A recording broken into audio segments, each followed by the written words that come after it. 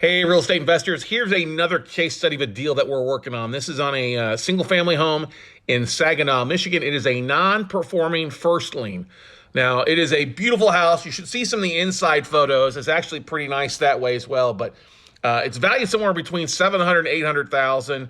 It is a beautiful house, 5 bedrooms, 4.5 bath, just under 4,000 square foot on just under 16 acres on a lake. I mean, beautiful backyard. Can't show you all the photos, but anyway, this property has been owned by a guy. It's actually a vacant property now. They bought the property a few years back, refinanced it, did a cash out, pulled some equity out of it, and then stopped paying. It's been non-payment for over 16 months, and it's now in the foreclosure process. Now, give you some of the numbers on it.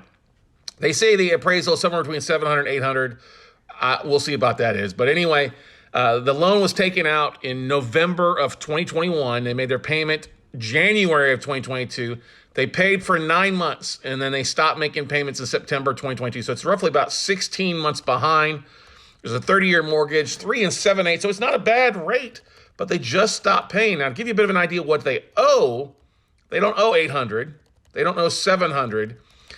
They owe, let's see, I have that number here, 584 roughly is the amount that they owe. Let me be more specific on that for you. Boom, monthly P&I payments, just $25.77 a month. Here we go.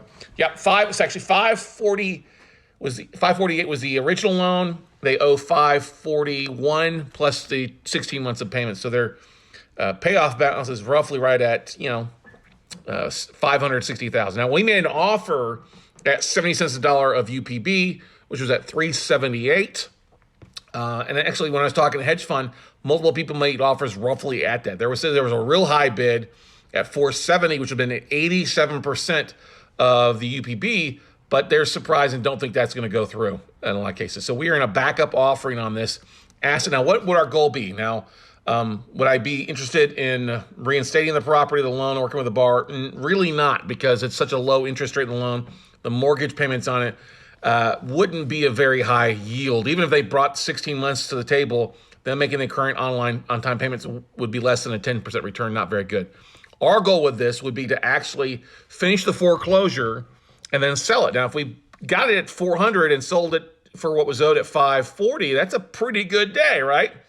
About $170,000 in profits. Even if we had to pay more than that, it would still be a really good thing. But if we don't sell it at the auction, which I don't think there'll be a lot of bidders for it, we'd take it back and then we could sell it as an REO and hopefully maybe sell it at 700 or 750, where the value's 800.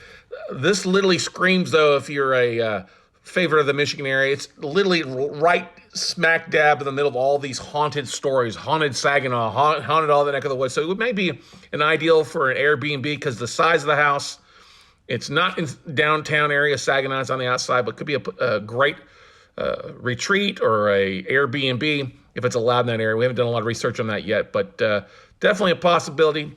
You never know what you see, but we see these types of deals all the times. And the fact there's equity in this one and the seller's looking to take a discount off of the legal and UPB made it an attractive one to get an offer in. So we'll see, and we'll keep in touch with what's going on in this note deal in Saginaw.